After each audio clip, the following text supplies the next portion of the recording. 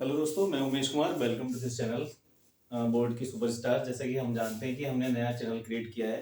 इसमें आप लोग क्या क्या करेंगे, आपके लिए ही क्रिएट किया है, आपकी पढ़ाई के लिए। जो पढ़ाई आप क्लास 10th में या 9th में जिस भी क्लास में हो उसको आसान बना सकें, इसीलिए क्रिएट किया गया है। तो मैं बता दूं, मैं उमेश कुमार, मैं पढ़ाता हूँ मैथ्स और साइंस और स्पेशली एसएसटी भी पढ़ा देता हूँ। दूसरी बात बताना चाहूँगा कि हमारा ये चैनल नया है, अभी कम सब्सक्राइबर हैं इस पर। अगर आप लोग सपोर्ट करेंगे तो बहुत अच्छा ग्रो करेगा। आज की वीडियो में लेके आया हूँ कि 10th का जो सिलेबस है मैथमेटिक्स का, उसको कैसे किया जाए।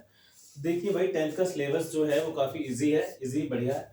कहने का मतलब है बहुत लोगों ने इसको हुआ बना रखा है कि जो सिलेबस जो है वो काफ़ी ज़्यादा है, 10th कठिन है। ऐसा ऐसा कुछ नहीं है, 10th का सिलेबस काफ़ी इजी है। मैं आज आपको बताऊंगा सिंपल भाषा में कि क्लास 10th का जो हमारा सिलेबस है वो काफ़ी ज़्यादा कम है और ज़्यादा कुछ नहीं है पढ़ने को इसमें। देखिए, आप इस बात को आप जानते हो कि 10th का जो सिलेबस है वो वास्ट ना होके एक सिंपल भाषा में दे रखा है। अगर बच्चा इसको अच्छे से पढ़े तो बहुत अच्छे से हर एक क्वेश्चन को क्रैक कर सकता है। ठीक है, तो मुख्य एजेंडा हमारा यही है इसमें कि क्लास 10th का जो हमारा सिलेबस है उसको अच्छे से डिस्कस किया जाए, है ना। तो स्पेशली मैं बात करूंगा फॉर मैथ्स के लिए। ठीक, तो मैं बता दूं इसमें कि मैथमेटिक्स एक ऐसा सब्जेक्ट है कि जो कठिन तो नहीं है। देखो, सबसे इजी सब्जेक्ट अगर मैं मानता हूँ तो वैसे मैथमेटिक्स है। अब आधे बच्चे कह होंगे कि ये कैसी बात कर रहे हो, है ना। देखो, कोई भी सब्जेक्ट कठिन नहीं होता है, उसको बस पढ़ने के लिए आपके अंदर थोड़ी बहुत इंटरेस्ट होना चाहिए कि क्या इसमें पढ़ेंगे क्या नहीं।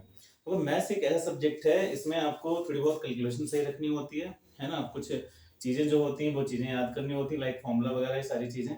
और जो हमारे थ्योरी वाले क्वेश्चन होते हैं उनको विजुलाइज करने का आपको तरीका आना चाहिए। अब भाई, तरीका तभी तो आएगा ना जब टीचर आपको अच्छे से समझाएगा। जब आपको समझा ही नहीं रहा है वो, तो कैसे आ पाएगा। जो एबिलिटी होती है वो बच्चों में तभी जनरेट होगी जब एक अच्छा टीचर मिले और अच्छे बच्चे मिले, तभी बढ़िया रहता है। तो वो बच्चे सब नॉर्मल कंडीशन में होते हैं, कौन अच्छा बच्चा है कौन खराब बच्चा है वो बच्चे पे डिपेंड करता है वो किस प्रकार की मेहनत कर रहा है। ठीक है, तो मैं आज आपको बता दूं क्लास 10th का आज हम सिलेबस डिस्कस करेंगे, जो आपको पता चल जाएगा कि हाँ यार, मैथ जो है क्लास 10th की वो इतनी कठिन नहीं है ना। तो इसकी इसलिए मैं यहाँ पे डिस्कस करने जा रहा हूँ क्लास 10th का सिलेबस। तो सबसे पहले बात करूँ, चैप्टर जो फर्स्ट है हमारा, है ना, बात करें, इसका नाम है रियल नंबर, है ना। बाकी रियल नंबर क्या होता है, इसके अंदर कौन कौन से टाइप के क्वेश्चन बनते हैं वो मैं आपको आगे बताऊंगा। लेकिन आप समझे, रियल नंबर में इसमें ज्यादा कुछ नहीं, 3-4 टाइप के जो क्वेश्चन बनते हैं वो अच्छे से आप इसको देख लें। ठीक है, पहला टाइप जिसमें बनता है कि प्रूव दैट वाले बनते हैं कि √2, √3, √5, है ना, √6, है ना, √7। ठीक है, इस इरेशनल नंबर, या फिर बोल सकते हैं हाँ, इस इरेशनल नंबर प्रूव करने के लिए आता है कि ये इरेशनल नंबर है या नहीं है। ठीक है, इस बात को आप ध्यान रखें। ठीक है, तो इस टाइप के क्वेश्चन इस चैप्टर में मिलते हैं, जो कि बेसिकली देखो बेस अब क्या हो गया, सीबीएसई बोर्ड में दो टाइप की मैथमेटिक्स रखी गई है, एक बेसिक और एक एडवांस। तो बेसिक में कभी कभार आ जाता है, और इसका एक सेकंड फॉर्म होती है जो √6 प्लस √7 इस टाइप से पूछी जाती है, वो ऐसे क्वेश्चन आ जाएंगे। तो चैप्टर फर्स्ट में क्या है, सिंपल वाले क्वेश्चन आपसे पूछे जाएंगे बोर्ड के एग्जामिनेशन में। इसकी थ्योरी होती है, कुछ थ्योरी आपको याद करनी होगी, वो मैं जब पढ़ाऊंगा चैप्टर तब आप इसको देखिएगा कैसे करेंगे। ठीक है, तो ये वाला जो हो गया, इस टाइप के क्वेश्चन बनते हैं। और कुछ जो हमारे होते हैं प्राइम फैक्टराइजेशन पे बेस्ड क्वेश्चन आ जाते हैं, है ना, प्राइम फैक्टराइजेशन पे बेस्ड क्वेश्चन आ जाते हैं, इस बात को आप ध्यान रखें। और एक फॉर्मूला है इसमें, ठीक है, एलसीएम इंटू एचसीएफ वाला फॉर्मूला है। ठीक है, into equal to product of two numbers, इस पे क्वेश्चन आ जाते हैं। और जो थर्ड वाला जो क्वेश्चन है, मतलब फोर्थ वाला जो टाइप है, इसमें थ्योरी बेस्ड कुछ क्वेश्चन आते हैं, वो आप पढ़ोगे, है ना, तभी आप जान पाओगे। बेसिकली ये जो चैप्टर है आपके एग्जामिनेशन में, है ना, मैं मानता हूँ ऐसे करके 4 या 5 नंबर का आ जाता है। ठीक है, मैक्सिमम 4 या 5 नंबर का यहाँ से आपको देखने मिलता है। देखो, मेरा पढ़ाने का मेथड ये है कि बच्चे को बाइलिंगुअल में पढ़ाया जाए ताकि उसको समझने में काफी ज्यादा आसानी होती है। ठीक, बात समझ में आ गई। तो चैप्टर फर्स्ट रियल नंबर है, इसमें ज्यादा तो कुछ है नहीं। हम बात करते हैं चैप्टर सेकंड में। देखो, चैप्टर जो सेकंड है हमारा, चैप्टर सेकंड का नाम है हमारा पोलिनोमियल्स, है ना। पोलिनोमियल क्या होता है क्या नहीं होता है इसके बाद में बताऊंगा। लेकिन इसमें जो क्या होता है, इसमें 3 टाइप के क्वेश्चन बनते हैं भाई। 3 टाइप के क्वेश्चन इसमें, एक पहला आता है कि फाइंड द जीरोस, क्योंकि 1 नंबर का है, पूछ लेगा बोर्ड के एग्जामिनेशन में। और दूसरा जो आता है क्वेश्चन, वो आता है find the zeros and verify the relation between zeros and it's coefficient, ऐसे करके आता है, जो 4 या 5 नंबर का बोर्ड के एग्जामिनेशन में आता है। और थर्ड टाइप इसका जो बनता है कि आपको सम ऑफ जीरोस और प्रोडक्ट ऑफ जीरोस दिए होंगे, है ना, उसमें आपको क्वाड्रेटिक इक्वेशन बनानी होगी, तो उसके लिए एक फॉर्मूला होता है, वो आप याद करेंगे, फिर जैसा ऑपरेशन दिया जाएगा वैसे आप परफॉर्म करेंगे और वो क्वाड्रेटिक इक्वेशन बन जाएगी। तो ये 3 टाइप के क्वेश्चन यहाँ से बनते हैं।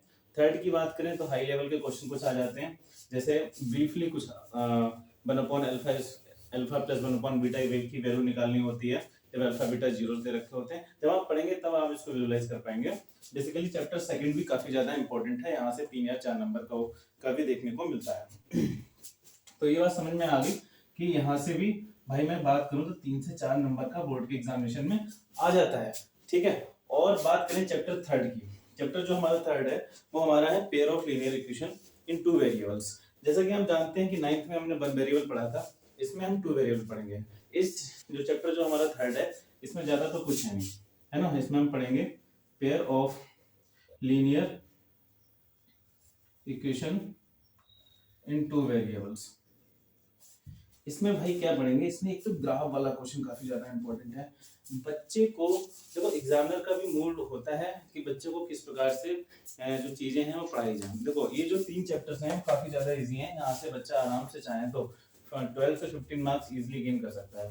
तो चैप्टर थर्ड में आपको ग्राफ आना चाहिए। ग्राफ कैसे ड्रॉ करते हैं, जब एक लीनियर इक्वेशन दी हो, 2 लीनियर इक्वेशन दे रखी हो, और इसमें कुछ वर्ड प्रॉब्लम आती है।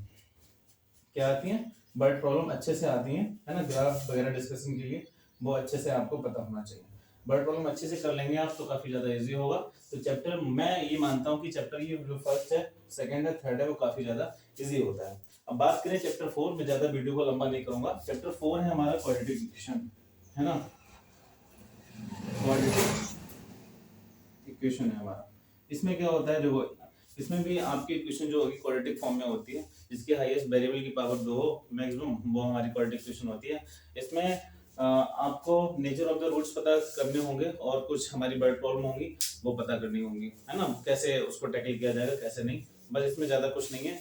और इसमें कुछ अप स्ट्रीम डाउन स्ट्रीम वाले न्यूमेरिकल आते हैं, है ना। इसमें अब देखो न्यूमेरिकल्स में क्या होते हैं, जब हमारी वर्ड प्रॉब्लम आती है न्यूमेरिकल के फॉर्म में, तब आप क्या करते हैं, लैंग्वेज को विजुलाइज करते हैं, तभी आप उसको परफॉर्म करेंगे, तभी आपको इजी हो जाएगा, ठीक है। तो चैप्टर 4 भी हो गया भाई। अब मैं बात करता हूँ चैप्टर नंबर 5।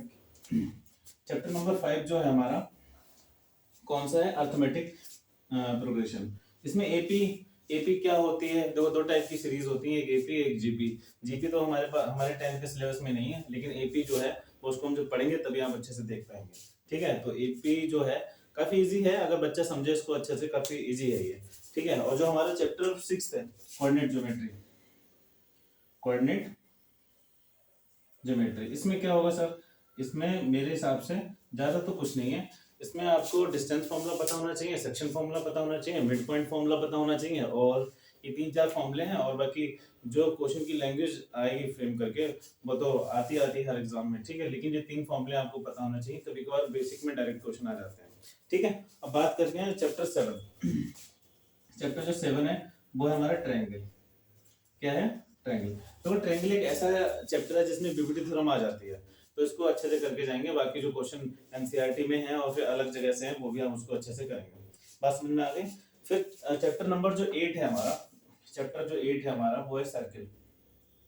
सर्किल चैप्टर 8 जो सर्किल है, इसमें भी आप क्या करेंगे, जितने भी एनसीईआरटी क्वेश्चन है वो लगाएंगे, और अदर जो क्वेश्चन होते हैं बुक में प्रैक्टिस करने के लिए वो लगाएंगे। यहाँ से मैक्सिमम नंबर ऑफ क्वेश्चन बहुत इजी होता है चैप्टर सर्किल। चैप्टर जो ट्रायंगल है और ये सर्किल, दोनों चैप्टर थोड़े कठिन लेवल के माने जाते हैं स्टूडेंट के पॉइंट ऑफ व्यू से, लेकिन बात मानो कि काफी ज्यादा इजी चैप्टर्स है और काफी ज्यादा एग्जाम में आता भी है। यहाँ से डायरेक्ट क्वेश्चन एनसीईआरटी से आ जाते हैं, है ना।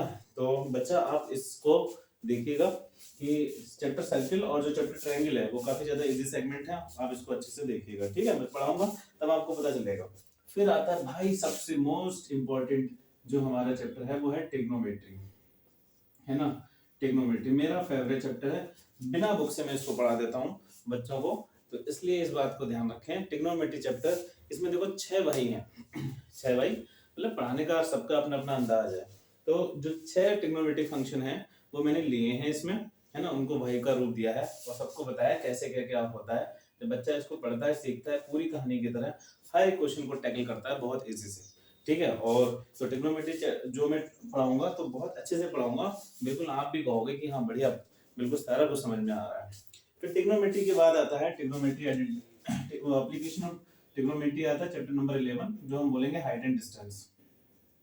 हाइट एंड डिस्टेंस, इसमें देखो क्या होता है, हाइट एंड डिस्टेंस सबसे अच्छा चैप्टर है। इसमें बस आप जो वर्ड प्रॉब्लम है जो आएगी लिखे हुए उसको आप विजुलाइज करेंगे, डायग्राम बनाएंगे, ट्रिग्नोमेट्री ऑपरेशन लगा के कुछ ना कुछ चीज निकाल लेंगे, बस यही है इसमें।